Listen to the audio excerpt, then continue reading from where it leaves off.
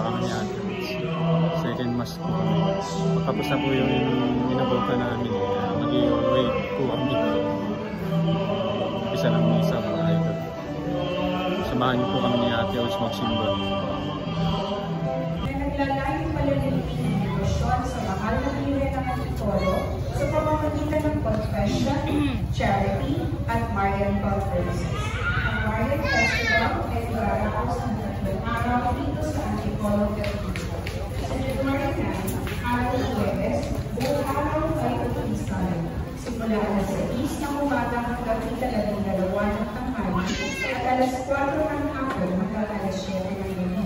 Ay mga payo ng kakaloob ng sakramento ng pag-umpisa dito sa ating simbahan. Sa January 10. Ayan guys, tapos na yung misa. No? Wait lang po kami ni Ate Rose nung susunod na misa guys. Para maumpisa namin. At muli po, Happy New Year sa inyo lahat mga idol. Ayan guys, tapos na kaming magsimba. No? Akit po kami sa tambahan ng Nalagyarin guys. Kasama natin si Ate Rose. So ayan guys, akit na kami ni Ate Rose.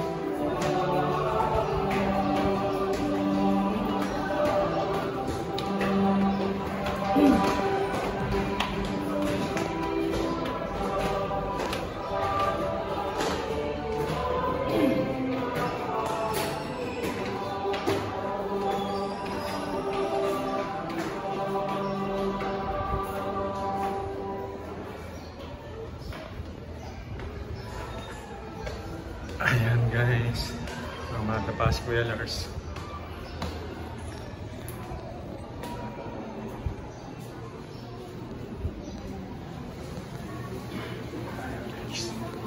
Ayan guys.